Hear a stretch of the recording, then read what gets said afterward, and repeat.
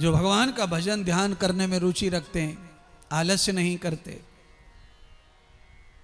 चाहे एक क्षण का ही भजन करो, पर आलस्य मत करो। कई लोगों को बड़ा आलस्य होता है, भोजन की थाली सामने आ जाए तो उनको राम नाम 2 बार लेने में भी टेंशन आता है। उस आलस्य के कारण वो भोजन सीधा शुरू कर देते हैं। 5-7 सेकंड का ही तो काम है, प्रभु से जुड़ लो।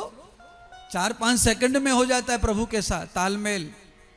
और एक की जगह 2 रोटी खाओ, 4 की जगह 6 रोटी खाओ।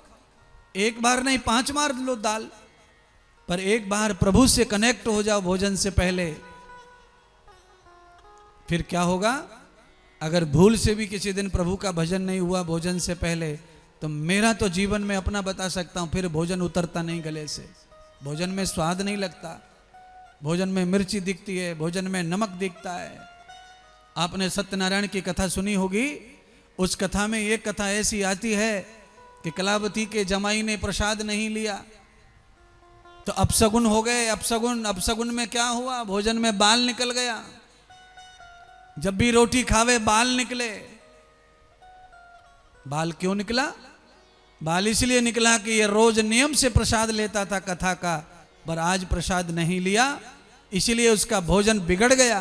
कहीं भी भोजन करने बैठे बाल आ जाए, बाल आ जाए। इसीलिए मैं ये नहीं कह रहा कि आप पूरी तरह बाबा हो जाओ, बैरागी हो जाओ, सब दुकान छोड़ दो, मकान छोड़ दो, कुछ मत करो ना। आप सब कुछ कमाओ, सब कुछ करो।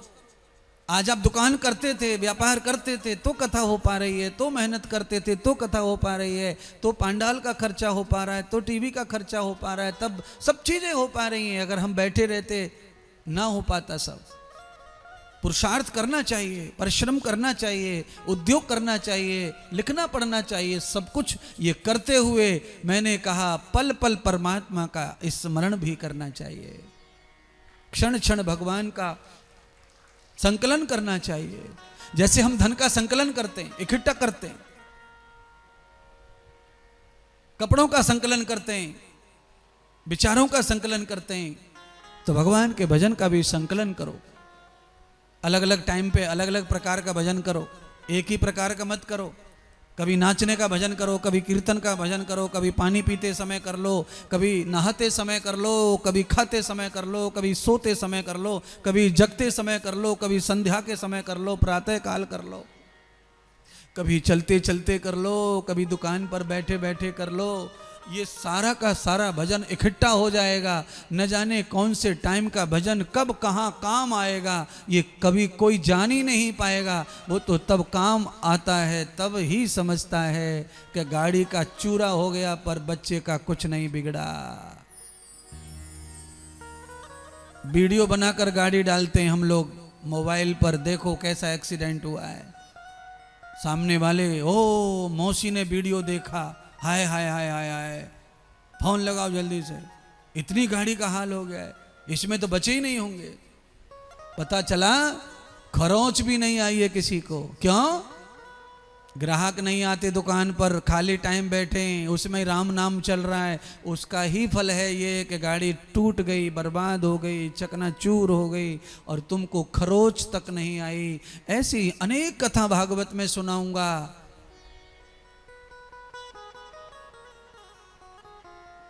बोलिए, उबलता हुआ तेल कढ़ाई में हो और उसमें किसी को छोड़ दिया जाए, प्राण बचेगा?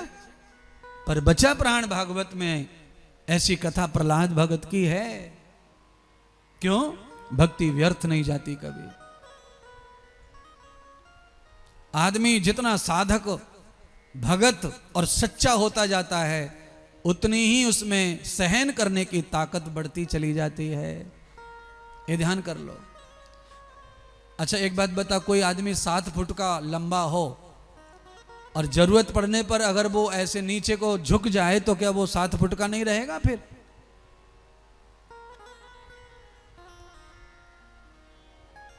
7 फुट के आदमी को 2.5 फुट की खिड़की से निकलना है, बाहर जाना है, अंदर आना है, तो झुकना पड़ेगा। अब मैं कार में बैठता हूं तो मुझे बिल्कुल पूरा का पूरा झुकना पड़ता है, मोर आसन करना पड़ता है, पूरी गर्दन मुझे पेट तक लानी पड़ती है, तभी कार में घुस पाते हैं। पर अपनी जरूरत के लिए आदमी जब झुकता है तो उसके किसी भी चीज में कमी नहीं आती है और वो सफल हो जाता और उल्टा उसका उद्योग बढ़ता है। इसीलिए आदमी जितना ज्यादा सत्य, जितना ज्यादा हकीकत जीवन जीता है, उतना उसमें सामर्थ्य आता है सहन करने का, शांत रहने का, समझने का, विचार करने का, समय का इंतजार करने का, साहस आता है, धैर्य आता है। और जिस व्यक्ति में धैर्य की कमी है, साहस उसमें नहीं रहता। लोग हैं, अर्थ अलग निकाल सकते हैं, सहन करने वाले समय को भी लोग कह सकते हैं डर गया, बुज़दिल हो गया ना, सब चीज उसके पास भी है। तुम्हारे पास में अगर इतना सा अधिकार होने से तुम इतना कर सकते हो, उसके पास में तो और ज्यादा अधिकार बड़े बड़े हैं, सब दुनिया बड़ी बड़ी है। वरना ऋषि मुनि संत महात्माओं ने ग्रंथों में लिखा है कि अकड़ तो मुर्दे की पहचान है। जो आदमी नहीं झुक सकता समय पर, उस आदमी का विवेक नहीं है, उस आदमी को ज्ञान ही नहीं है।